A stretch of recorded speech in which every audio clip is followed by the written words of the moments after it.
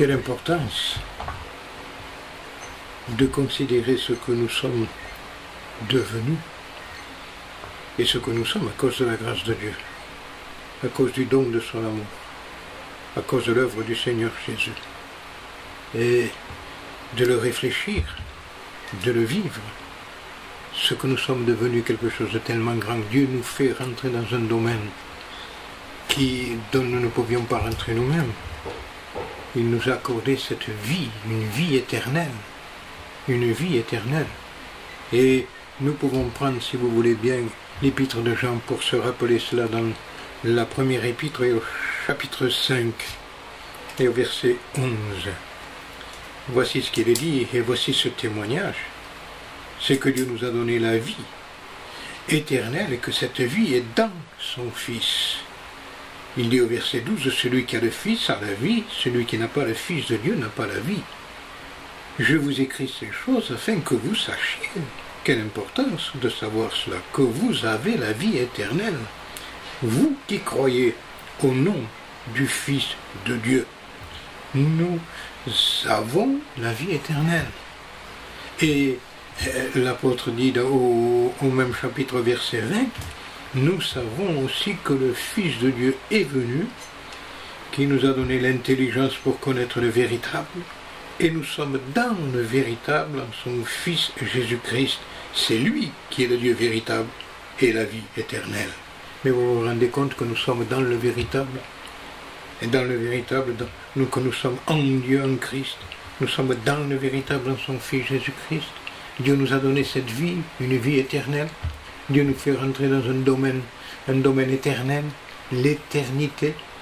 Et Dieu est l'éternel. Il nous donne cette vie éternelle. Cette vie est dans son Fils. Et il dit, il faut que vous sachiez que vous avez la vie éternelle. Vous qui croyez au nom du Fils de Dieu. Alors quelle importance de considérer d'abord ce que nous sommes à cause de la grâce de Dieu, à cause de l'œuvre de la croix, à cause du sang de Jésus, de la mort de Jésus, de la résurrection de Jésus. Nous qui avons cru en Jésus-Christ, qui avons vu notre misère, qui nous sommes repentis, qui avons accepté la grâce de Dieu, nous sommes devenus des nouvelles créatures en Christ. Maintenant c'est vrai, tout est devenu nouveau. Nous avons la vie éternelle dans le Seigneur. Christ en nous, c'est la vie éternelle. Christ en nous, c'est tout pleinement, parce que dans le don de Dieu, Christ, il y a tout ce qui contribue à la vie, à la piété, au salut, à la sanctification. Tout se trouve pleinement en Christ. C'est à nous de savoir garder ce que nous avons reçu. Dieu nous donne, à nous de garder. Dieu nous a accordé sa grâce. Et nous voulons tellement marcher dans ce chemin que lui-même nous a tracé. Nous savons qu'il nous a dit que celui qui le suit ne marchera pas dans les ténèbres. Il aura la lumière de la vie. Alors oui, nous voulons considérer ce que nous sommes devenus, cette vie qui est en nous. La Bible dit aussi, travaillez votre salut avec crainte et avec tremblement. Nous voulons tellement savoir garder ce que Dieu nous a donné par sa grâce. Ne pas s'écarter du chemin par excellence. Vous savez, la Bible le dit que le chemin de Dieu, oh Dieu, ton chemin est sainteté. C'est la sainteté. C'est un mot qui ne doit pas nous faire peur. Mais c'est un mot qu'il faut savoir considérer, oui, à la sainteté. Oui, parce que Dieu est saint, il veut que nous soyons saints. Il y a la grâce de Dieu qui est avec nous. Alors, après tellement avoir eu de sa part, tellement d'amour, tellement ce don précieux, combien nous devons nous attacher à la grâce, combien nous devons vivre dans la pensée de Dieu. Et vivre dans la pensée de Dieu, c'est considérer ce qui est écrit, et vouloir le vivre, un désir profond de le vivre. Nous savons que nous avons besoin de sa grâce. Nous savons que nous sommes petits, que nous n'arrivons à rien. Nous savons que le Seigneur a dit que sans lui, on ne peut rien faire, et c'est vrai. Mais nous voulons au plus profond de nous-mêmes ce que nous voulons vivre dans sa pensée, dans son but à Dieu.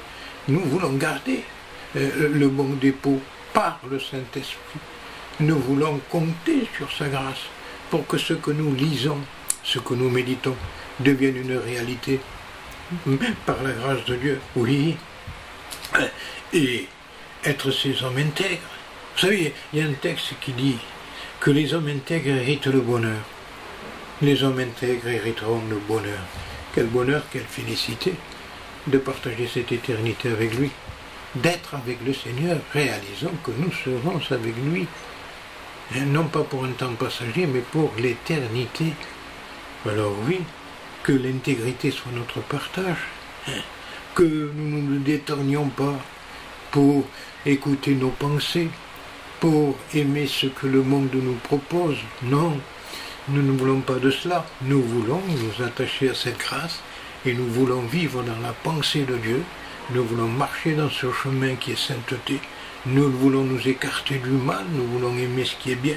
Et nous voulons tellement espérer en lui, l'attendre à lui. Et nous ne voulons pas que ce que nous avons reçu qui est si précieux, le mélanger. Il y a un texte aussi que le prophète dit, ton vin a été coupé d'eau. Non, et quelle tristesse quand ce vin est coupé d'eau, quelle tristesse le mélange. Nous ne voulons pas être de ceux qui peuvent se dire démélangés, pardonnez-moi l'expression, non. Nous voulons au contraire nous conserver purs, avec sa grâce, mais nous conserver purs. Et nous savons que c'est celui qui a le cœur pur qui verra Dieu. Le Seigneur lui-même l'a dit. Alors oui, Dieu respecte notre volonté. Dieu ne touche pas notre volonté. Et nous avons le pouvoir de faire ou de ne pas faire. C'est notre part. Nous voulons prier, nous ne voulons pas prier. Nous voulons obéir, pas obéir, c'est déjà notre volonté cela. Vous savez, Job dit, j'ai fait plier ma volonté aux paroles de sa bouche. Le Seigneur lui-même a dit, à Gethsémane, non pas ma volonté, mais la tienne. Il s'est soumis à Dieu.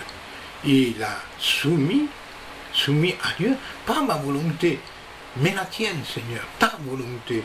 Je ne suis pas là, en quelque sorte, pour écouter ma volonté, non, mais la tienne, Seigneur. Et ça, c'est le partage du chrétien. Dieu demande de nous que nous nous soumettions à lui, que nous acceptions ce qui est écrit, que nous ne mettions pas notre pensée dans un temps, oui, de confusion, de mélange. Vous savez, on mélange tout. Voilà. Chacun dit sa pensée, chacun dit sa façon de voir, ses raisonnements. Tout cela arrive à quoi? Un immense tohu-bohu, une confusion. Voilà, chacun prêche finalement pour sa paroisse. Ce n'est pas notre paroisse qu'il faut prêcher le royaume des cieux. Il faut prêcher pour que d'autres puissent être sauvés. C'est le but, non pas remplir nos églises, les églises, non, mais remplir le ciel d'âmes qui ont compris la grâce de Dieu, qui ont compris ce qu'ils sont devenus en Christ et qui se sont attachés à lui sans se laisser distraire. Dieu veut sauver. Le but de Dieu, c'est de sauver. Vous savez, si on se pose une question qui est toute simple, et elle est simple, pourquoi Dieu a envoyé une tempête? Nous savons quand il avait envoyé son prophète Jonas, qui n'est pas parti dans la bonne direction, qui n'est pas allé dans la pensée de Dieu et qu'il voulait, lui, satisfaire sa pensée. Il fuyait la pensée de Dieu. Et bien sûr, nous savons dans le livre de Jonas tout ce qui est arrivé. Il y a eu cette tempête, et cette tempête a amené tout ce qu'il fallait que cela amène. Finalement, le prophète Jonas, les marins l'ont jeté à l'eau pour éviter de périr. Pourquoi? Parce que c'était lui qui a mené cette tempête. C'était sa désobéissance qui a mené cette tempête. Mais est-ce que Dieu a envoyé cette tempête pour faire mourir Jonas? Non, ce n'était pas le but de Dieu de faire mourir Jonas par cette tempête, non. Mais il a envoyé cette tempête pour sauver Ninive. Pour sauver Ninive. Parce que le but de Dieu, c'était de sauver Ninive. Il y avait 120 000 hommes là-bas. Et c'est ce message que le prophète devait délivrer. Et c'était un message libérateur, un message de salut. Et bien sûr, le prophète ne comprenait pas. Il a fallu toutes les situations qui lui sont arrivées pour que finalement il dise ce qu'il fallait qu'il dise. Et nous savons que le but a été atteint et que 120 000 hommes se sont tournés vers Dieu. Ça a été quand même une prédication qui a eu de l'effet. Mais oui, voilà le but de Dieu, sauver. Mais nous savons aussi que ces gens de Ninive n'ont pas su garder la grâce que Dieu leur a accordée. Non, parce que nous savons ce que dit le prophète Nahum. Bien des années plus tard, une centaine d'années je pense plus tard, il y a eu ensuite, ils sont sortis de la pensée de Dieu. Et là, le prophète Nahum a eu pour eux un message de jugement. Le message de Jonas est un message de miséricorde. Le message de Nahum, c'est un message de jugement. Mais c'est la pensée de Dieu là. D'abord la miséricorde. Après le jugement. Dieu a tout fait pour sortir les gens de Ninive de leur vie. Et le message a été annoncé, ils ont cru, se sont repentis, la bénédiction est venue. Et bien des années plus tard, ils n'ont pas su garder ce qu'il fallait garder. Et nous savons qu'ensuite est venu le jugement. Et considérons cela même pour nous-mêmes, après avoir reçu la grâce de Dieu, après avoir reçu cette vie éternelle, après être devenus des enfants de Dieu, après le pardon de nos péchés, après la certitude, car il y a une certitude que nous avons un héritage dans le ciel avec les sanctifiés, que nous serons avec lui pour l'éternité, c'est la part du chrétien ça. Et c'est cette certitude que nous devons savoir, que nous savons qu'un jour nous verrons Jésus. Alors oui, après avoir reçu cette grâce, ce pardon, cette vie, comment nous détourner? Comment ne pas faire cas de la parole de Dieu? Comment ne pas vivre dans la pensée du ciel? Comment ne pas respecter ce que Dieu veut qu'on respecte? Vous savez, la Bible parle que dans le prophète Isaïe, il dit ça, se trouve au chapitre 29 et au verset 13, Dieu dit que la crainte qu'a le peuple, que la crainte qu'il a de lui n'est qu'un précepte de tradition humaine. Ça veut dire, mais quelle est cette crainte? Est-ce que cette crainte respectueuse nous anime? Vous savez, la Bible parle de Noé, qui s'agit d'une crainte respectueuse, il a construit l'arche. Il a bâti sur la parole de Dieu, et nous savons la bénédiction qui lui est arrivée ainsi que à son entourage, pour avoir suivi à la lettre la pensée de Dieu. Oui, où est notre crainte respectueuse de Dieu? Cette crainte, oui, la Bible parle aussi, vous trouverez ça dans le prophète Isaïe, et si vous voulez on peut le prendre dans le prophète Isaïe au chapitre 1, permettez-moi de le trouver, et je vous le dis, juste quelques pages à tourner, dans le prophète Isaïe, je pense bien que c'est au chapitre 33, si les souvenirs sont bons, au chapitre 33, oui, chapitre 33, si on peut le prendre, Dieu dit, voilà, là Dieu dit que la crainte de l'Éternel, c'est le trésor de Sion. Cette crainte, ce respect, c'est le trésor de Sion. Et il parle encore, le prophète, il y a ce message encore qui dit que celui qui marche dans la justice, celui qui parle selon la droiture, celui qui méprise un gain, acquis par extorsion, attention à cela aussi, nous savons que dans le temps où nous sommes en train de vivre, il y a tellement de faux qui s'est installé dans les gains, il y a tellement de fraude, de ne pas être, le fraudeur ne connaît pas la honte, dit la Bible, ne pas être ces fraudeurs qui ne connaissent pas la honte, mais au contraire, nous voulons mépriser un gain acquis par extorsion, celui qui secoue les mains pour ne pas accepter un présent, celui qui ferme l'oreille pour ne pas entendre des propos sanguinaires, celui qui se bande les yeux pour ne pas voir le mal. Il y a des actions quand même, fermer l'oreille, se bander les yeux. Ah, celui qui ne met rien de mauvais devant lui, celui qui n'aime pas écouter ce qu'il ne faut pas écouter. Celui-là, dit la Bible, dit le prophète, c'est écrit dans le livre du prophète Isaïe, celui-là habitera dans des lieux élevés, des rochers fortifiés seront sa retraite, et écoutez, du pain lui sera donné, et de l'eau lui sera assurée, tes yeux verront le roi dans sa magnificence. Oh, je dirai, Seigneur, combien nous voulons que tu nous accordes ta grâce, car nous ne voulons pas sortir du chemin que tu nous as tracé. Nous ne voulons, bien, pratiquer la justice. Et c'est écrit ça aussi dans dans les trois choses essentielles qui sont pour nous des essentiels, pour nous croyants. C'est bien sûr de chercher Dieu, de vivre selon la justice, chercher la justice, et d'avoir ce cœur humilié, l'humilité. Vous savez que l'humilité précédera toujours la gloire, que Dieu résiste aux orgueilleux. Alors non, nous ne voulons pas être de ceux qui se retirent pour se perdre, mais de ceux qui ont la foi pour sauver leur âme, et avoir la foi pour sauver notre âme, c'est demeurer dans ce qui est écrit. Foi en la parole de Dieu, dans ce qui est écrit. Nous ne voulons mépriser ce qu'il faut mépriser, aimer ce qu'il faut aimer. Nous ne voulons être de ceux qui se bandent les yeux pour ne pas voir le mal, non. Non, il faut que nous aimions le bien et que nous haïssions le mal. Dieu veut que nous allions jusqu'au bout. Le but de Dieu, ce n'est pas que les hommes se détournent de lui. Non, le but de Dieu pour Ninive, c'était que Ninive reste dans sa pensée.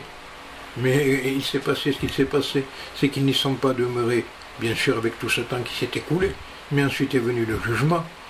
Et que pensons-nous nous-mêmes si nous ne gardons pas la grâce que Dieu nous a faite, si nous ne veillons pas sur notre cœur, si nous ne nous attachions pas à ce qui nous a, à sa parole, eh bien, il y a eu toute cette miséricorde qui est venue à nous, mais il viendra le jugement ensuite, parce que, comme j'ai dit, c'est celui qui a le cœur pur qui verra Dieu.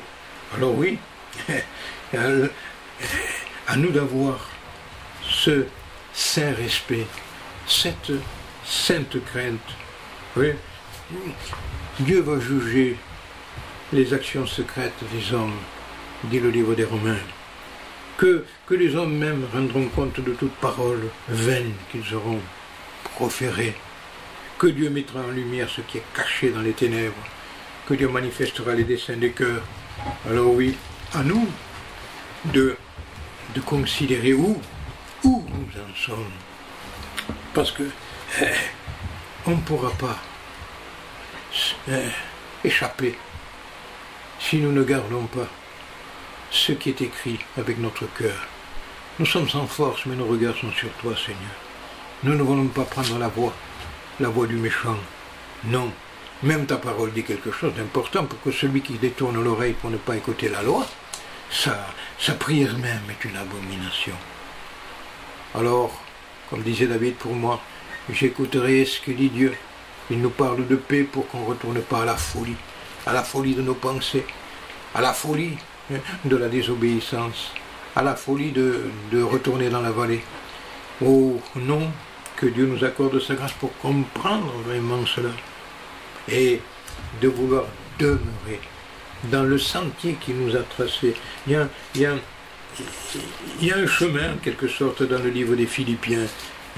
Permettez-moi de le trouver avec vous et de pouvoir y lire dans ce livre des Philippiens, eh bien, ce que dit l'apôtre, voilà, qui garde la présence, celui qui garde la présence de Dieu, eh bien, c'est celui, comme dit l'apôtre aux Philippiens au chapitre 4 et au verset 8. Au reste, frères, que tout ce qui est vrai, que tout ce qui est honorable, que tout ce qui est juste, que tout ce qui est pur, que tout ce qui est aimable, que tout ce qui mérite l'approbation, que tout ce qui est vertueux, digne de louange, soit l'objet de vos pensées.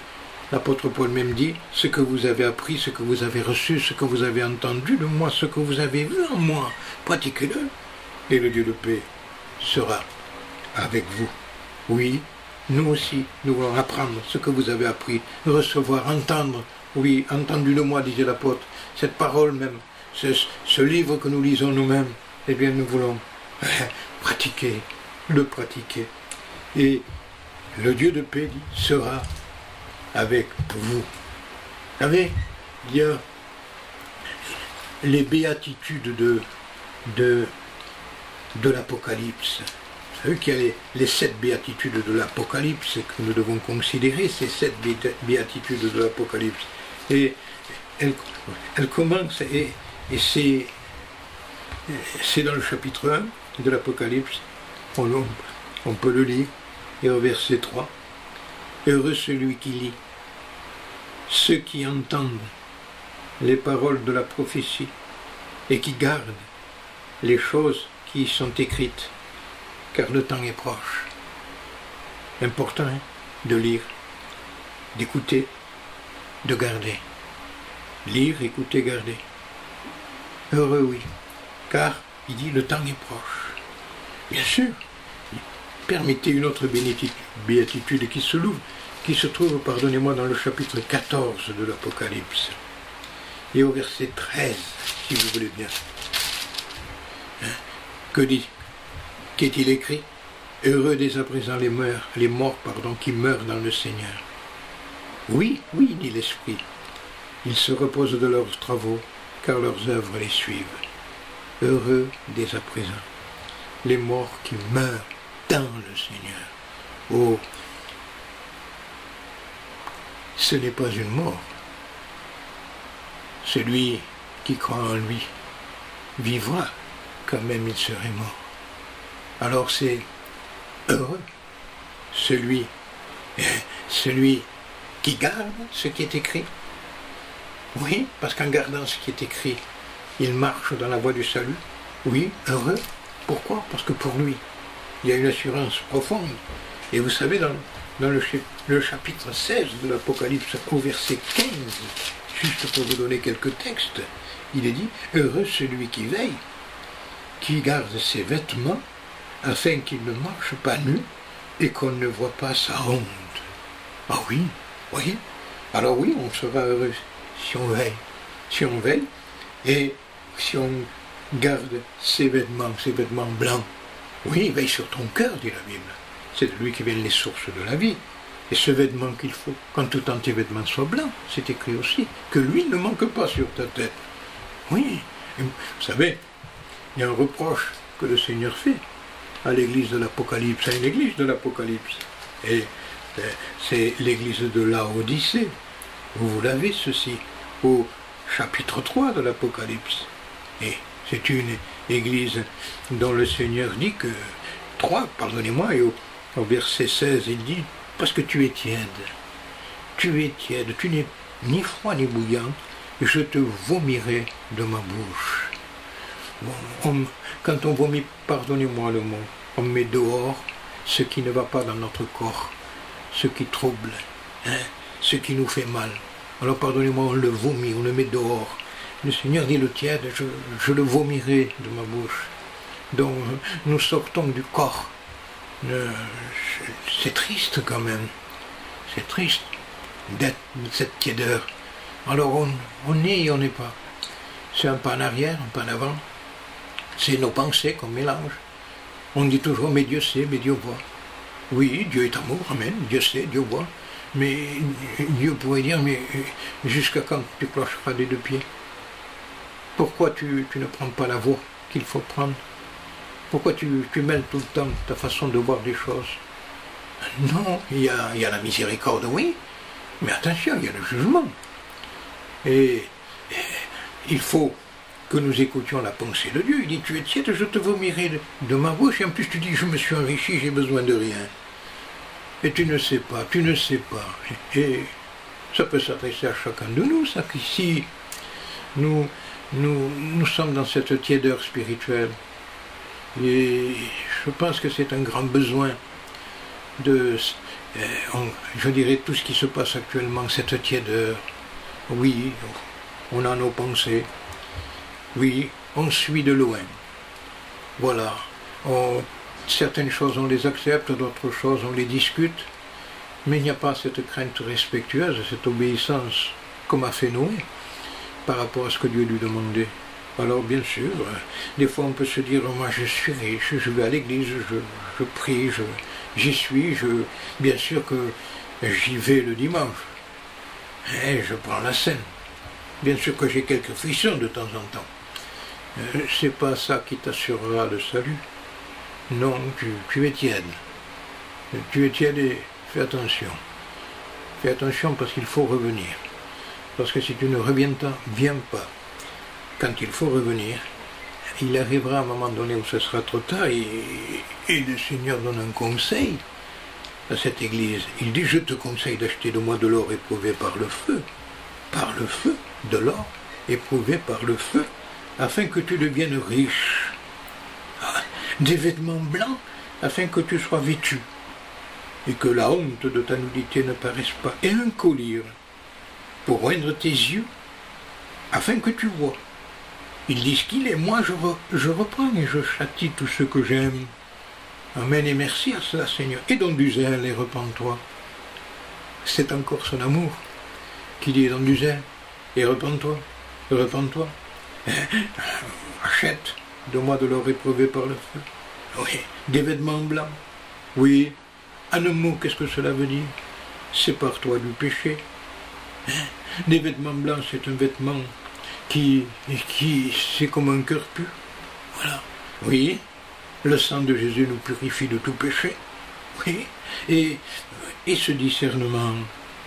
Et laisse le Seigneur, va à la source qu'il est, pour recevoir de lui, pour avoir cette vision spirituelle. Et dire non, Seigneur, je veux au contraire, oui, considérer attentivement tes voies, et je veux y marcher, et merci parce que encore, par ta parole, tu me reprends, mais tu m'exhortes à avoir ce zèle et à me repentir, oui, parce que tu ne veux pas que je périsse. Tu veux que je sois sauvé, et je t'en rends grâce, Seigneur. Oui, comme disait, comme nous avons lu cette béatitude, heureux celui qui veille, qui garde ses vêtements, et qui ne marche pas nu. Non, mais et qu'on ne voit pas sa honte. Il veut effacer notre honte. Il veut nous donner ce vêtement de justice. Il veut que nous nous attachions à lui, parce qu'il s'est attaché à nous. Il nous aime, et il veut que nous l'aimions. Et comme encore il est dit, et permettez-moi encore d'y revenir, dans l'Apocalypse, au chapitre 19, et au verset 9, heureux ceux qui sont appelés au festin des noces de l'agneau. Oui, puis il me dit ces paroles sont les véritables paroles de Dieu. Ou en Pentecôte. Heureux ceux qui seront appelés au festin de ces noces de l'agneau. Oui, à ce saint mariage. Heureux celui-là. Mais bien sûr, on ne va pas à ce mariage comme ça. Mais nous savons que Dieu a pourvu avec sa grâce. Pourquoi? Parce qu'il est dit au verset 7, réjouissons-nous, soyons dans l'allégresse, donnons-lui gloire, et nos agneaux sont venus. Son épouse s'est préparée, et il lui a été donné de se revêtir d'un fin lin, éclatant, pur, car le fin lin, ce sont les œuvres justes des saints. C'est ce qui a été produit en nous, par le Saint-Esprit, dans notre vie à nous. Voilà. C'est nous détourner des convoitises de la chair, et s'abandonner à Dieu. Oui, il lui a été donné. C'est la grâce de Dieu qui est à nous, qui vient à nous. Parce que Dieu veut que nous participions à ces noces de l'agneau. Alors oui, nous ne voulons pas nous retirer, mais nous voulons au contraire, Seigneur, oui, nous revêtir de cet habit de justice. Nous rappeler que tu veux que nous soyons prêts pour ces noces. Et comme encore dit la parole, dit le livre de l'Apocalypse, il dit heureux et saints ceux qui ont part à la première résurrection. La seconde mort n'a pas de pouvoir sur eux. Ils seront sacrificateurs de Dieu et de Christ, et ils régneront avec lui pendant 1000 ans. Mais les frères, considérons ces béatitudes de l'Apocalypse, parce qu'elles sont pour tous, elles sont pour nous, elles sont pour toi. Et à nous de garder ce qui est écrit, à nous de ne pas nous sortir de la voie par excellence. Oh non, ton sentier, nous avons dit que le chemin de Dieu, c'est la sainteté. Et que Dieu veut que nous marchions dans ce chemin-là. Attention, attention, il dit, mais pour les lâches, les incrédules, les abominables, les meurtriers, les débauchés, les magiciens, les idolâtres, les menteurs, leur part sera dans les temps de feu et de soufre, ce qui est la seconde mort. Oh, les lâches, c'est ceux qui tournent le dos, qui ne suivent pas, les lâches, les incrédules, qui n'ont pas la foi. Dieu demande de nous que nous ayons foi. Après les avoir fait sortir du pays d'Égypte, la Bible dit que Dieu a fait périr les incrédules. Dieu veut que nous croyions en lui, que nous nous regardions à lui, que nous mettions une pleine confiance en lui. La Bible dit aussi que mets en l'Éternel ta confiance, il agira. Et foi en lui, ça veut dire.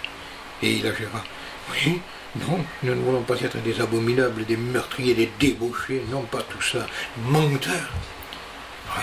Bien sûr, le mensonge, c'est non seulement ce qu'on peut dire, mais ce qu'on peut faire est un mensonge. Combien il y a tellement de mensonges dans le temps où nous sommes en train de vivre, il y a tellement de fraude, il y a tellement de faux qui s'est installé, il y a tellement, je dirais, des couples qui se séparent pour l'un touché par, je ne sais pas comment ça s'appelle, femme laissée, et l'autre toucher ce qu'on lui donne. Et finalement, quel mensonge cela! J'espère que ça ne peut pas se trouver dans des foyers chrétiens. Et je demande aussi que les parents veillent à ce que leurs enfants donnent de l'importance à ce qui est le mariage. C'est sacré, ça, devant Dieu. Il y en a certains qui se séparent après s'être mariés pour toucher ce qu'il ne faut pas. Non, ça aussi c'est un mensonge. Alors, comment voulez-vous être en paix avec Dieu? Comment voulez-vous être prêt pour le salut? Alors oui, non. Et c'est pour ça que même, à la fin même de l'Apocalypse, au chapitre 22, il y a encore un autre conseil de la part du Seigneur. Il dit, je viens bientôt. Chapitre, pardonnez-moi, 22, et au verset 7, il dit, et voici, je viens bientôt, heureux celui qui garde les paroles de la prophétie de ce livre. Je viens bientôt, heureux celui qui garde les paroles de la prophétie de ce livre. Oui.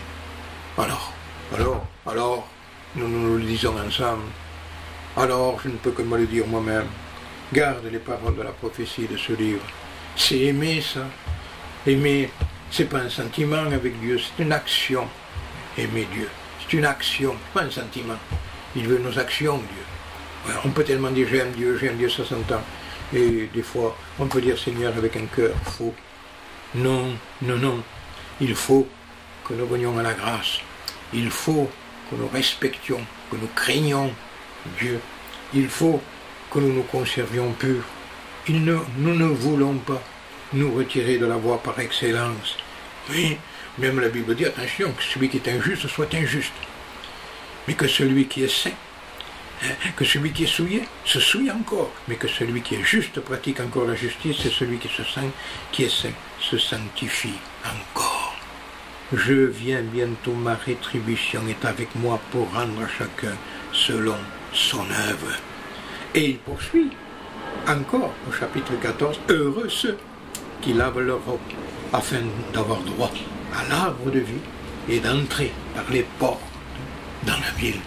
Oui, mais il dit dehors les chiens, dehors les magiciens, dehors les débauchés, dehors les meurtriers, dehors les idolâtres, et quiconque aime et pratique le mensonge, dehors à cela.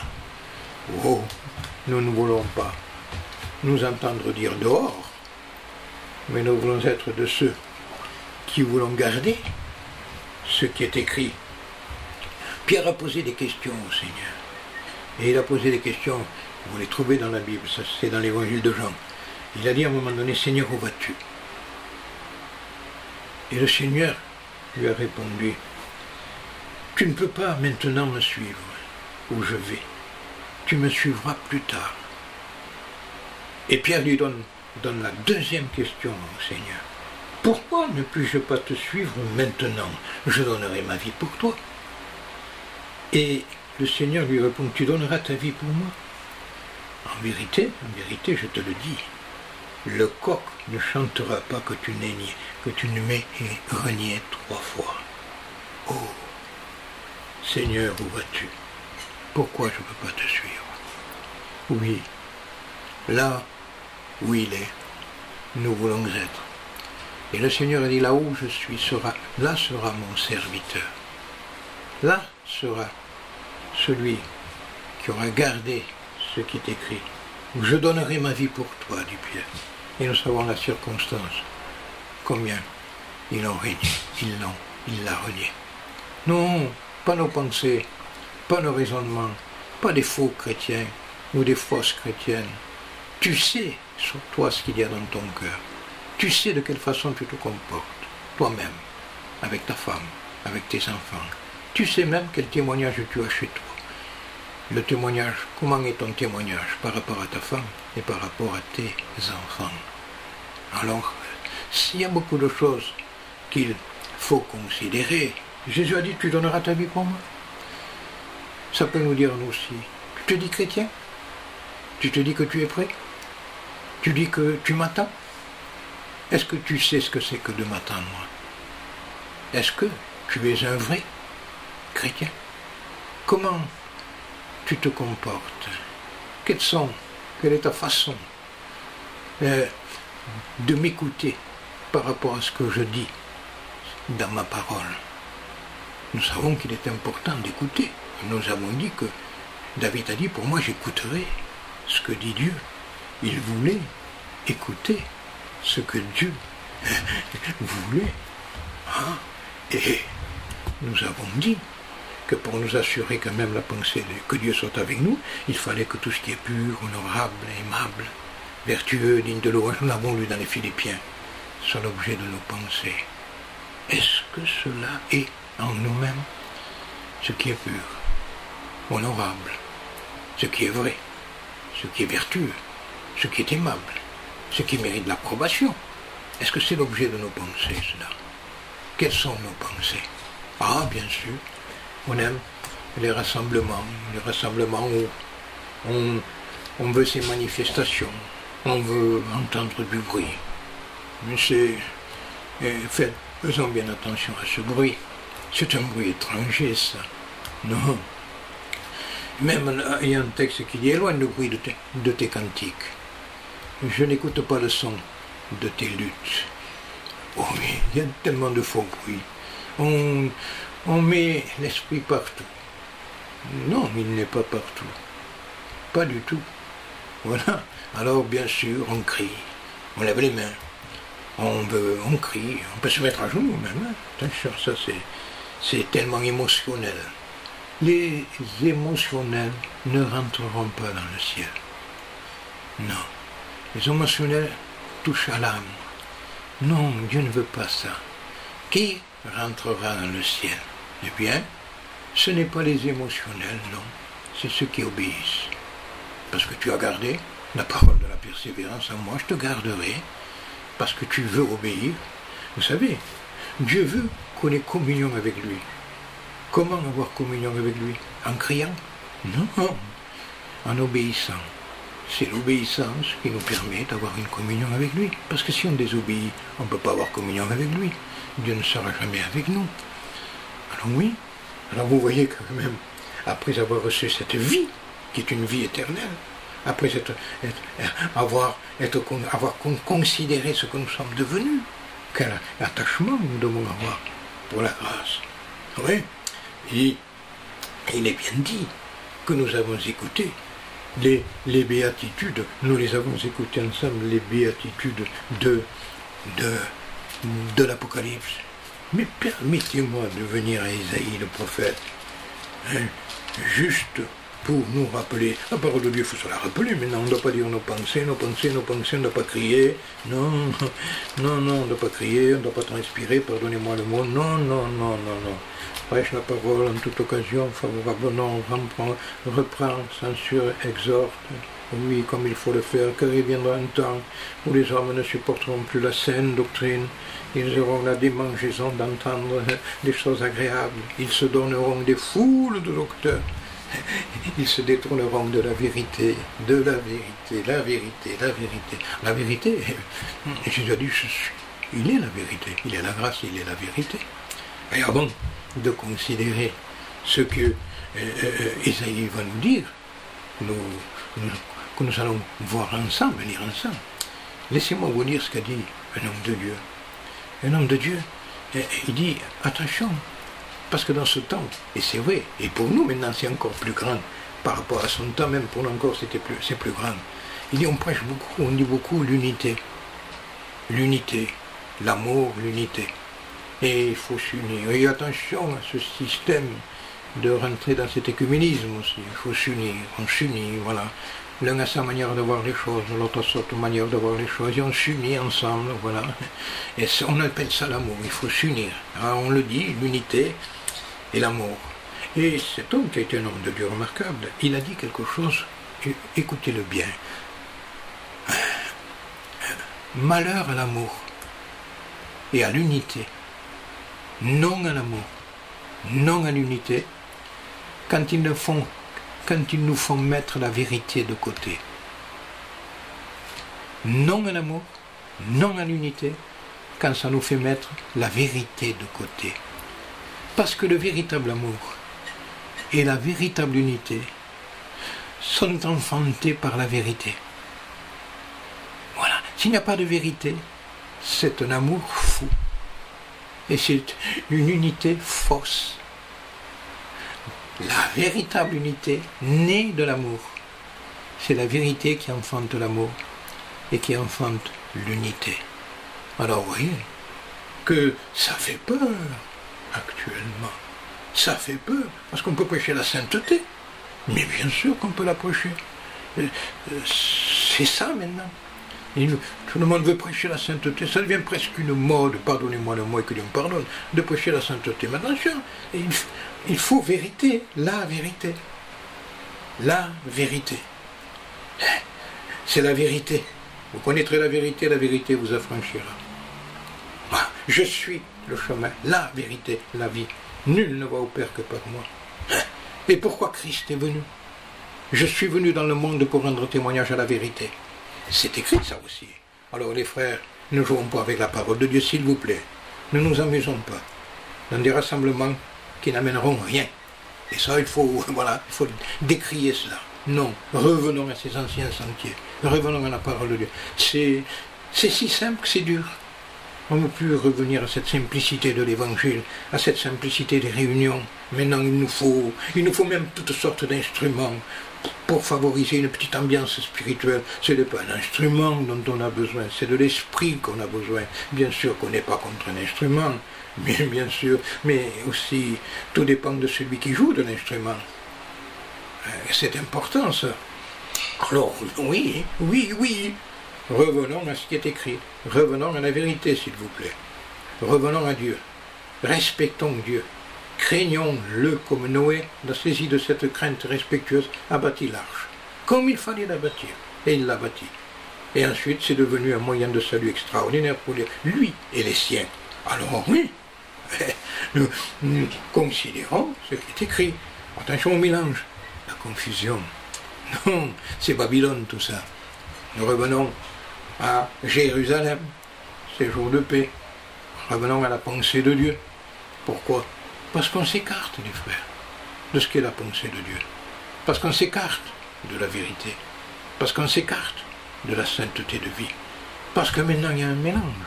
Parce que maintenant on dit Dieu sait et Dieu voit. Non, Dieu sait, Dieu voit. C'est vrai que Dieu sait, que Dieu voit, mais Dieu sait tout et Dieu voit tout. Dieu sonde nos intentions même.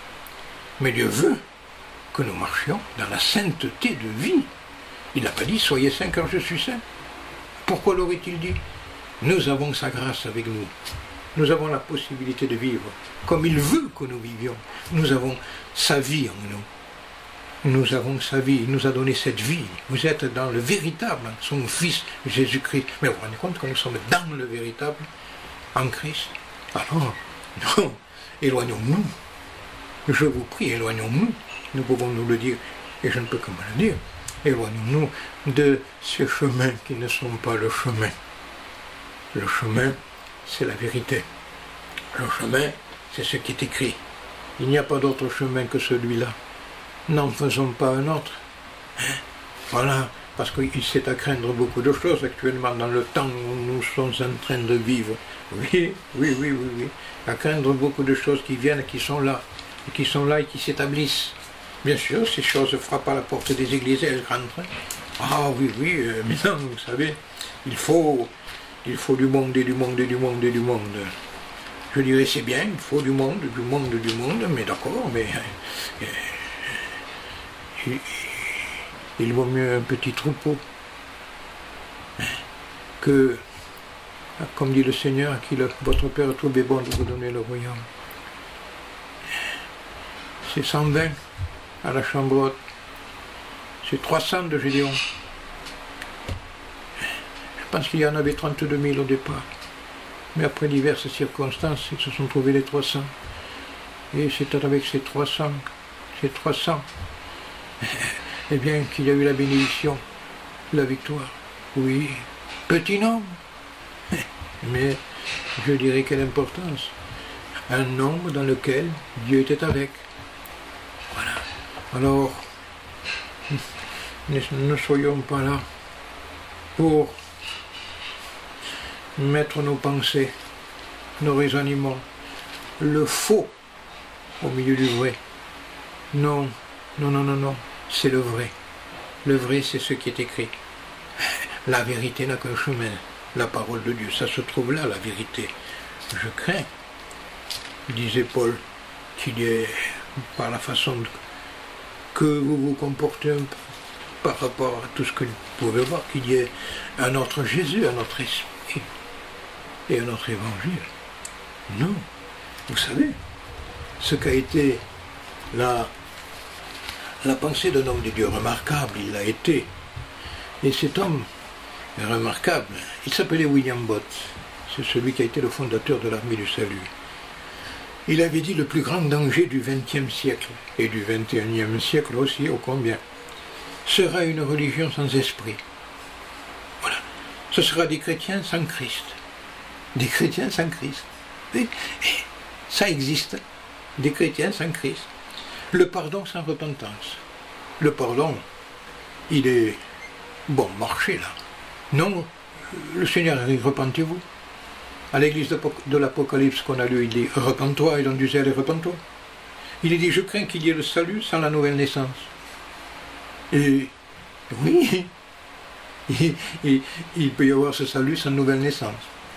Sans nouvelle naissance, il n'y a pas de salut. Et je crains qu'il y ait un ciel sans enfer, il disait. Oh, oui, il faut prêcher le ciel, mais il faut prêcher l'enfer. L'enfer, iront en enfer tous ceux qui n'ont pas cru la parole de Dieu, tous ceux qui ne se sont pas repentis sincèrement, tous ceux qui n'ont pas aimé la vérité, tous ceux qui n'ont pas gardé les vêtements blancs. C'est écrit. Qu'en tout temps, tes vêtements soient blancs et que l'huile ne manque pas sur ta tête, sois rempli de l'esprit. Oh oui, alors oui, soyons remplis de l'esprit. Pensée d'un homme de Dieu remarquable, Charles Finney. On ne les cite plus. Pourtant, leur message ferait peur. Si vous n'êtes pas rempli du Saint-Esprit, vous êtes perdu. Et vous êtes une honte dans l'Église. Je le mets par rapport à ce que cet homme de Dieu remarquable dit. Alors, quelle importance. Vous voyez, quand tout le temps tes vêtements de blanc, et que l'huile ne manque pas sur ta tête. Nous, je pense que nous reviendrons à ce que je voulais vous lire du prophète Ésaïe. Mais je voudrais quand même rester dans cette note. Nous sommes dans le véritable en son Fils Jésus-Christ. Veille sur ton cœur plus que de toute autre chose, car de lui viennent les sources de la vie. Garde ces vêtements blancs, qu'on ne voit pas ta nudité. Oui. Crains l'Éternel et détourne-toi du mal. Aime la justice. Non, ne va pas dans l'orgueil, non. Sois cet homme humilié. Sois cet homme qui se considère petit, mais comme ayant besoin de la grâce de Dieu, qui veut être un homme intègre. Oui, les hommes intègres héritent de bonheur, nous l'avons lu. Eh bien, nous voulons être des hommes intègres. Voilà. Et, Seigneur, ne pas détourner notre cœur de ce que toi tu veux. L'arche, il fallait la bâtir. Noé l'a bâtie comme il fallait. Ça a été l'arche que Dieu voulait. À nous, de bâtir sur ce qui est écrit. De bâtir sur la parole de Dieu. Oui, si nous bâtissons sur la parole de Dieu, ce sera pour nous le salut. Nous deviendrons aussi pour les nôtres un moyen de bénédiction parce que nous leur montrerons que Dieu se tient dans la sainteté, que Dieu n'est pas le Dieu, je dirais, le Dieu qui se mélange. Non. Maintenons-nous dans la pensée de Dieu, que notre vin ne soit pas coupé d'eau. Soyons non seulement bénis nous-mêmes, mais des moyens de bénédiction pour nos foyers et des moyens de bénédiction pour ceux qui nous entourent. Que ce qui est écrit, que ce qui a été dit, nous l'acceptions, nous comptions sur la grâce de Dieu et nous le remercions parce qu'en Christ, il nous a donné la possibilité d'être dans le véritable et nous sommes dans le véritable, dans son Fils.